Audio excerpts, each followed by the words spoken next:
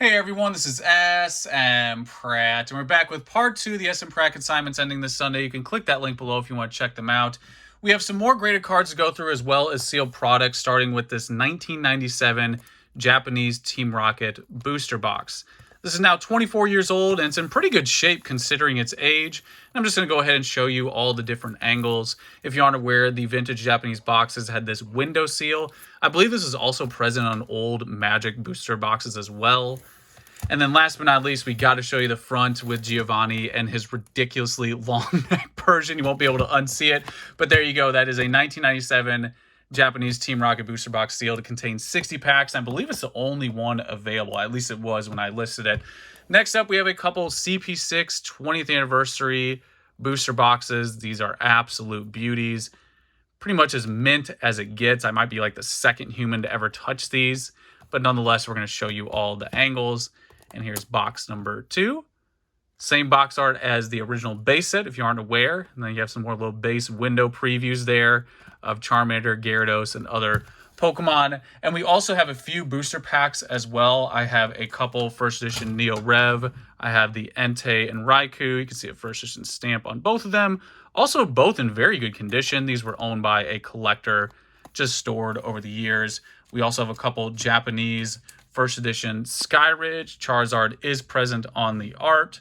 Show you the back as well. Wow, look at that little e-reader technology right there. That was some futuristic space age technology from the early 2000s. And then last but not least, we have a couple Skyridge Vaporeon English packs, also looking very crispy. And there is the back. And I always list packs for those who are new to the channel as light on eBay just to be on the safe side. So those are the packs. Now next up, I have some Magic cards to go through. So we'll go through those and then finish off with some nice Pokemon. And of course, you can always time travel if you aren't a Magic fan. Now speaking of time travel, we have Time Walk, my favorite Magic card. We got to 4K this thing to appreciate that beauty. Just looks like 90s surrealism, like a Tool music video. Also, I like how Orion is in the background there, a little constellation. Little tidbit, anyone who likes Amy Weber's art, pretty much every piece that shows the sky, typically Orion is in the background. So this got an 8.5 International Collector's Edition. Next up, we have Time Twister 7.5, and the International Collector's Edition will say International Edition on the back. And then you also have the Mox Jet 8.5. Really like the background on this one. And then the Mox Pearl. This one was an 8. And the Ancestral Recall. Oh, I just noticed this is a 9, but this has a superficial chip there. You can kind of see the difference. So it doesn't really affect the encapsulation, but the border here looks like it was chipped off. Would have not noticed that unless I did the video. So good thing I did.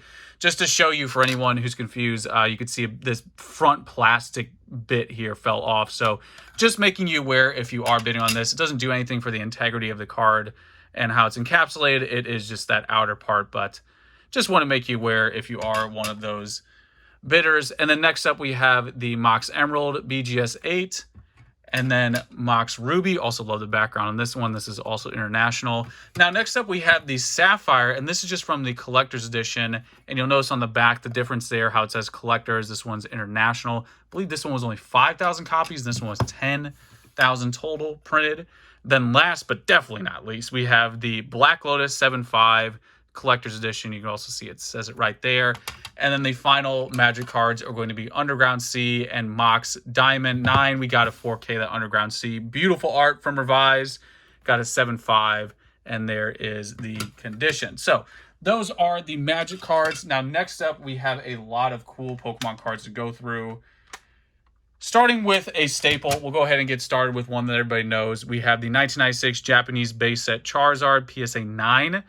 Very strong 9 in my opinion. I didn't notice any whitening when I was scanning this. Probably the left-right on the front is why it earned the 9 grade.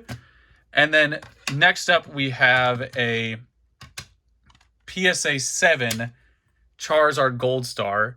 I believe it's first edition. Yeah, you can kind of see it there in the left corner. Always tough to tell with the Japanese Gold Star because they decided to do first edition for some reason. And the black on black's a little bit tough to see, but there you go. It is a PSA 7, probably because of that whitening on the back.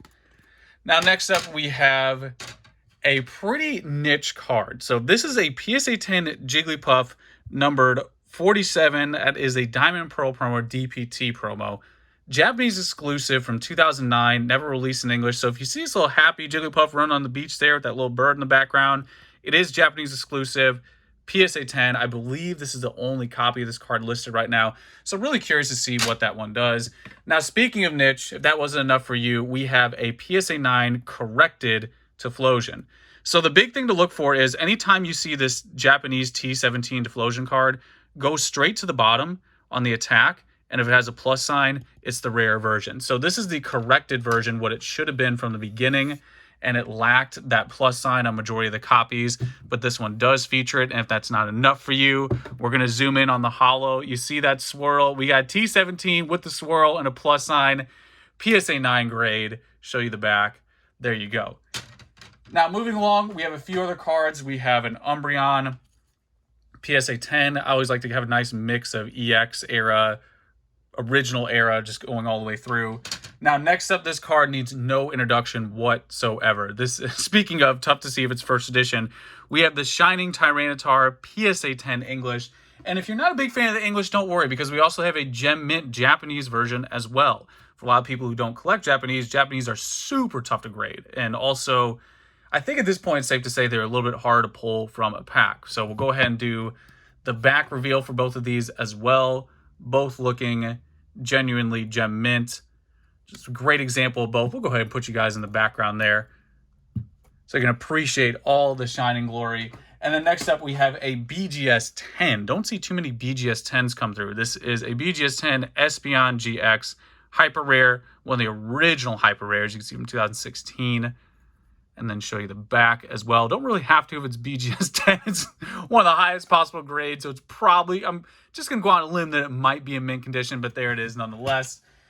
Now, next up, before we get into some of the base set stuff, we have a couple other English promos to go through, so our Japanese promos. This was the Japanese Palkia special pack card. I believe this one was exclusive. Really like how the Level X exceed the borders like the Gold Stars. And this is PSA 10. I feel like Level X is having a bit of a moment right now. I see more Level X action than before. And then, of course, we always have first edition base. Now go through these pretty quickly because there's going to be a lot of them. So we have Abra, Caterpie. And if you guys missed it, I did end up getting the Blastoise. I guess we just do a little vlog here while going through these cards. I did have 4 of those cards or 4 packs in that event recently and got the Blastoise in the last pack. Really excited to get that back from PSA. Hopefully it does hit 10, because if it does, that thing is, whatever it gets, it's going to stay with me. So yeah, that was a really exciting, if you guys didn't see it, there was an opening. It was shared on E4 and elsewhere, and I ended up getting that Blastoise. So there you go. Moving along, we have Farfetch'd. We got a job to do here. We got Full Heal. All these are first editions. Like I said earlier, just going to go through them pretty straightforward. We have Ghastly. I think I pretty much have majority of all the common uncommons here. So for anyone who's putting together a set in 9, I have all the common uncommons in 9 condition. I think I even have a couple starters in here as well. We got our Machoke. And then, of course, Machop. Somehow just one-handing a boulder. And then we have Coughing, which Coughing is one of those cards in Unlimited. It has a different centering. You won't unsee it now whenever you look it up. And then we have our Metapod. And then our Nidoran. And I think some of these, I'm not going to say they're gray stamp, but some of them were lighter than others when I was scanning them. Nidorino. And then we have our Pidgey. And then Plus Power is actually kind of tough to grade. This one in 10, you don't see too often. I'm going to start doing a stack over here. So we got our Plus Power and our Pokédex. Gotta love that 90s CGI. That was it. This was the future right here. It wasn't a phone that can do this in 4K video. This was the future. All those little buttons and everything, that was what we thought was going to be the future after the e-reader technology was on the horizon. Then we have Pokemon Center and then some more 90s CGI with Poke Flute.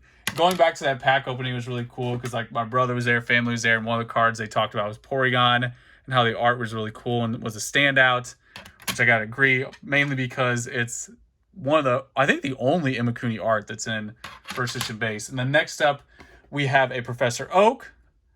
Pretty, somewhat tough grade in a 10. Every time I look at first edition base, I just think of how tough the cards are great. Then we have the smpratte and Raticate as well. One of the few cards with that question mark attack. I remember that as a kid being like, what? What's going on here? All right, and then last but not least, we just have a couple more cards to go through. I'll just show you the big and better ones. We have a Squirtle and War Turtle. War Turtle is by far one of the hardest to grade. By far. I don't know what it is. It's an uncommon in the back of the pack. I'm not even going to guess how many of these I tried to grade as a 10. Super tough card to grade, even in a 9. So this is a PSA 9 War Turtle, of course, with the Squirtle as well. And then last but not least, we have my favorite energy card of all time, the double colorless. I absolutely love this. I was joking on Discord the other night how I have a few of these. I'm like, yeah, I have maybe like 5 or 10 of these. I should probably sell one of them, but I just love this card so much. I'm a hoarder with double colorless. It's my favorite energy. I remember I didn't have it as a kid. One of my friends had it. I saw it at Toys R Us and all the colors in the background. Anyway, there it is. The first is double colorless. Those are the rest of the cards for this consignment block ending on Sunday. Again, you can always click that link below if you want to check them out. As usual, you know the deal. Let me know how you feel, and that's pretty much it, guys. Till next time.